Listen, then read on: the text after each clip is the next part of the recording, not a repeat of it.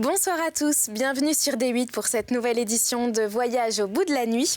Aujourd'hui, je vais poursuivre la lecture des fables de La Fontaine et nous en étions au livre 5e, à la fable numéro 7, le satyre et le passant. N'hésitez pas à réagir et à commenter cette lecture sur les réseaux sociaux avec le hashtag VBN. Merci beaucoup. Le satyre et le passant. Au fond d'un antre sauvage, un satyre et ses enfants allaient manger leur potage et prendre l'écuelle aux dents. On les eut vus sur la mousse, lui et sa femme, et main petit. Ils n'avaient tapis ni housse, mais tous forts, bon appétit. Pour se sauver de la pluie, entre un passant morfondu, au brouet on le convie. Il n'était pas attendu. Son hôte n'eut pas la peine de le semondre 2 fois. D'abord, avec son haleine, il se réchauffe les doigts. Puis, sur les mets qu'on lui donne, délicat il souffle aussi. Le satyre s'en étonne. Notre hôte, à quoi bon ceci? L'un refroidit mon potage, l'autre réchauffe ma main. Vous pouvez, dit le sauvage, reprendre votre chemin. Ne plaise au Dieu que je couche avec vous sous même toit. Arrière ceux dont la bouche souffle le chaud et le froid. 8. Le cheval et le loup. Un certain loup, dans la saison que les tièdes zéphyrs ont l'herbe rajeunie, et que les animaux quittent tous la maison pour s'en aller chercher leur vie. Un loup, dis-je, au sortir des rigueurs de l'hiver, aperçut un cheval qu'on avait mis au vert. Je laisse à penser, quelle joie! Bonne chasse, dit-il, qu'il aurait à son croc. Et que n'es-tu mouton? Car tu me serais hoc. Au lieu qu'il faut ruser pour avoir cette proie, rusons donc. Ainsi dit, il vient à pas compter. Se dit écolier d'Hippocrate, qu'il connaît les vertus et les propriétés de tous les simples de ses prés, qu'il sait guérir, sans qu'il se flatte, toutes sortes de maux. Si Dom Coursier voulait ne point sceller la maladie, lui, loup gratis, le guérirait. Car le voir en cette prairie, paître ainsi sans être lié, témoignait quelque mal, selon la médecine. J'ai, dit la bête chevaline, une aposthume sous le pied. Mon fils, dit le docteur, il n'est point de partie susceptible de tant de maux. J'ai l'honneur de servir nos seigneurs les chevaux, et fais aussi la chirurgie. Mon galant ne songeait qu'à bien prendre son temps, afin de happer son malade. L'autre qui s'en doutait, lui lâche une ruade, qui vous lui met en marmelade les mandibules et les dents. C'est bien fait, dit le loup en soi-même fort triste. Chacun à son métier doit toujours s'attacher. Tu veux faire ici l'arboriste, et ne fus jamais que boucher. 9. Le laboureur et ses enfants. Travaillez, prenez de la peine. C'est le fond qui manque le moins. Un riche laboureur, sentant sa mort prochaine, fit venir ses enfants. Leur parla sans témoin. Gardez-vous, leur dit-il, de vendre l'héritage que nous ont laissé nos parents. Un trésor est caché dedans. Je ne sais pas l'endroit, mais un peu de courage vous le fera trouver. Vous en voudriez à bout? Vous en viendriez à bout? Remuez votre champ dès qu'on aura fait loup. Creusez, fouillez, bêchez. Ne laissez nulle place où la main ne passe et repasse. Le père mort, les fils vous retournent le champ de ça de là, partout. Si bien qu'au bout de l'an, il en rapporta davantage. D'argent, point de cachet, mais le père fut sage de leur montrer avant sa mort que le travail est un trésor. 10. La montagne qui accouche. Une montagne en mal d'enfant jetait une clameur si haute que chacun, au bruit accourant, crut qu'elle accoucherait sans faute d'une cité plus grosse que Paris. Elle accoucha d'une souris. Quand je songe à cette fable dont le récit est menteur et le sens est véritable, je me figure un auteur qui dit « Je chanterai la guerre qui firent les titans au maître du tonnerre ». C'est promettre beaucoup. Mais qu'en sort-il souvent? Du vent. 11. La fortune et le jeune enfant. Sur le bord d'un puits très profond, dormait étendu de son long un enfant alors dans ses classes. Tout est aux écoliers, couchettes et matelas. Un honnête homme, en pareil cas, aurait fait un seau de 20 brasses. Près de là, tout heureusement, la fortune passa. L'éveilla doucement, lui disant « Mon mignon, je vous sauve la vie. Soyez une autre fois plus sage, je vous prie. Si vous fussiez tombé, l'on s'en fût pris à moi. Cependant, c'était votre faute. Je vous demande, en bonne foi, si cette imprudence si haute provient de mon caprice. » Elle part à ces mots. Pour moi, j'approuve son propos. Il n'arrive rien dans le monde qu'il ne faille qu'elle en réponde. Nous la faisons de tous échos. Elle est prise à garant de toute aventure. Et ton sot, étourdi, prend-on mal ses mesures? On pense en être quitte en accusant son sort. Bref, la fortune a toujours tort.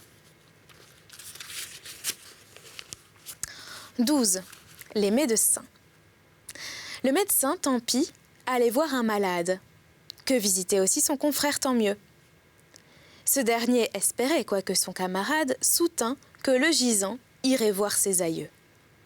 Tous deux s'étant trouvés différents pour la cure, leur malade paya le tribut à nature. Après qu'en ses conseils tant pis eût été cru, il triomphait encore sur cette maladie. L'un disait « Il est mort, je l'avais bien prévu. » S'il m'eût cru, disait l'autre, il serait plein de vie. 13. La poule aux œufs d'or. L'avarice perd tout en voulant tout gagner. Je ne veux, pour le témoigner, que celui dont la poule, à ce que je dis la fable, pondait tous les jours un œuf d'or. Il crut que dans son corps, elle avait un trésor. Il la tua, l'ouvrit, et la trouva semblable à celle dont les œufs ne lui rapportaient rien. C'est en lui-même ôté le plus beau de son bien, belle leçon pour les gens chiches. Pendant ces derniers temps, combien en a-t-on vu qui du soir au matin sont pauvres, devenus, pour vouloir trop tôt être riches? 14. L'âne portant des reliques. Un baudet, chargé de reliques, s'imagina qu'on l'adorait. Dans ce pensée, il se carrait, recevant comme sien l'encens et les cantiques. Quelqu'un vit l'erreur et lui dit « Maître Baudet, ôtez-vous de l'esprit une vanité si folle.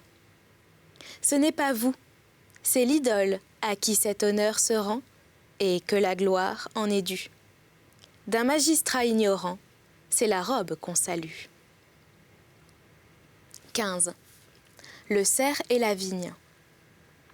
Un cerf, à la faveur d'une vigne fort haute, est tel qu'on en voit en de certains climats, s'étant mis à couvert et sauvé du trépas. Les veneurs, pour ce coup, croyaient leurs chiens en faute. Il les rappelle donc. Le cerf, hors de danger, broute sa bienfaitrice, ingratitude extrême.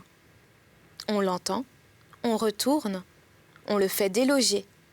Il vient mourir en ce lieu même. J'ai mérité, dit-il, ce juste châtiment. Profitez-en, ingrat.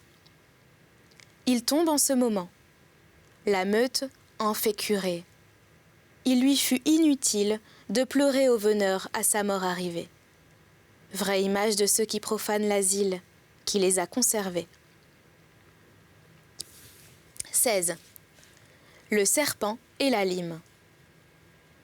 Un conte qu'un serpent voisin d'un horloger, c'était pour l'horloger un mauvais voisinage, entra dans sa boutique et, cherchant à manger, n'y rencontra pour tout potage qu'une lime d'acier qu'il se mit à ronger.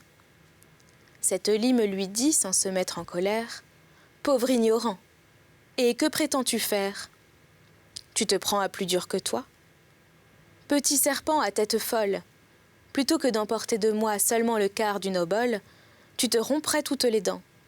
Je ne crains que celle du temps. » Ceci s'adresse à vous, esprit du dernier ordre, qui n'étant bon à rien, cherchez sur tout à mordre. Vous vous tourmentez vainement. Croyez-vous que vos dents impriment leurs outrages sur tant de beaux ouvrages? Ils sont pour vous d'airain, d'acier, de diamants. 17. Le lièvre et la perdrix. Il ne se faut jamais moquer des misérables, car qui peut s'assurer d'être toujours heureux? Le sage Ésope, dans ses fables, nous en donne un exemple ou deux. Celui qu'en ses vers je propose et les siens, ce sont même chose. Le lièvre et la perdrix, concitoyens d'un champ, vivaient dans un état, se semblent, assez tranquilles, quand une meute s'approchant, oblige le premier à chercher un asile. Il s'enfuit dans son fort, mais les chiens en défaut, sans même en accepter Briffaut. Enfin, il se trahit lui-même, par les esprits sortants de son corps échauffé. Miro sur leur odeur ayant philosophé, conclut que c'est son lièvre, et d'une ardeur extrême, il le pousse. Et Rustaud, qui n'a jamais menti, dit que le lièvre est reparti. Le pauvre malheureux vient mourir à son gîte. La perdrix le raille et lui dit « Tu te vantais d'être si vite. Qu'as-tu fait de tes pieds ?» Au moment qu'elle rit, son tour vient. On la trouve. Elle croit que ses ailes la sauront garantir à toute extrémité. Mais la pauvrette avait compté sans l'autour au cerf cruel. 18. L'aigle et le hibou. L'aigle et le chat-huant leur querelle cessèrent, et firent tant qu'ils s'embrassèrent. L'un jura foi de roi, l'autre foi de hibou, qu'ils ne se goberaient leur petit peu ni prou. « Connaissez-vous les miens ?» dit l'oiseau de Minerve. « Non, dit l'aigle. »« Tant pis, reprit le triste oiseau. Je crains en ce cas pour leur peau. C'est hasard si je les conserve. Comme vous êtes roi, vous ne considérez quoi ni quoi. Roi et Dieu mettent, quoi qu'on leur dit, tout en même catégorie. Adieu mes nourrissons si vous les rencontrez. Peignez-les-moi, dit l'aigle, ou bien me les montrez. Je n'y toucherai de ma vie. Le hibou repartit. Mes petits sont mignons, beaux, bien faits, et jolis sur tous leurs compagnons. Vous les reconnaîtrez sans peine à cette marque. N'allez pas l'oublier. Retenez-la si bien que chez moi la maudite parque n'entre point par votre moyen. Il avint qu'au hibou, Dieu donna géniture, de façon qu'un beau soir, qu'il était en pâture, notre aigle aperçut d'aventure, dans les coins d'une roche dure, ou dans les trous d'une masure, je ne sais pas lequel des deux, de petits monstres fort hideux, rechignés, un air triste, une voix de mégère. Ces enfants ne sont pas, dit l'aigle à notre ami, croquons-les. Le galant n'en fit pas à demi. Ces repas ne sont point repas à la légère. Le hibou, de retour, ne trouve que les pieds de ses chers nourrissons. Hélas, pour toute chose, il se plaint, et les dieux sont par lui suppliés de punir le brigand qui de son deuil est cause. Quelqu'un lui dit alors, n'en accuse que toi, ou plutôt la commune loi, qui veut qu'on trouve son semblable beau, bien fait, et surtout aimable. Tu fis de tes enfants à l'aigle ce portrait. En avait-il le moindre trait? 19. Le lion s'en allant en guerre. Le lion dans sa tête avait une entreprise. Il tint conseil de guerre, envoya ses prévôts, fit avertir les animaux. Tous furent du dessein, chacun selon sa guise. L'éléphant devait sur son dos porter l'attirail nécessaire et combattre de son ordinaire. L'ours s'apprêtait pour les assauts. Le renard ménageait de secrètes pratiques, et le singe s'amusait l'ennemi par ses tours. Renvoyez, dit quelqu'un, les ânes qui sont lourds, et les lièvres sujets à des terreurs paniques. Point du tout, dit le roi, je les veux employer. Notre troupe, sans eux, ne serait pas complète. L'âne effraiera les gens, nous servant de trompette, et le lièvre pourra nous servir de courrier. Le monarque prudent et sage, de ses moindres sujets sait tirer quelque usage, et connaît les divers talents. Il n'est rien d'inutile aux personnes de sens. 20. L'ours et les deux compagnons. Deux compagnons, pressés d'argent, à leurs voisins fourreurs vendirent la peau d'un ours encore vivant. Mais qu'ils tueraient bientôt, du moins à ce qu'ils dirent. C'était le roi des ours au compte de ces gens. Le marchand à sa peau devait faire fortune. Elle garantirait des froids les plus cuisants. On en pourrait fourrer plutôt 2 robes qu'une. D'un de nos, prisez moins ces moutons que leur ours. Leur, à leur compte, et non à celui de la bête. S'offrant de la livrer au plus tard dans 2 jours, ils conviennent de prix et se mettent en quête.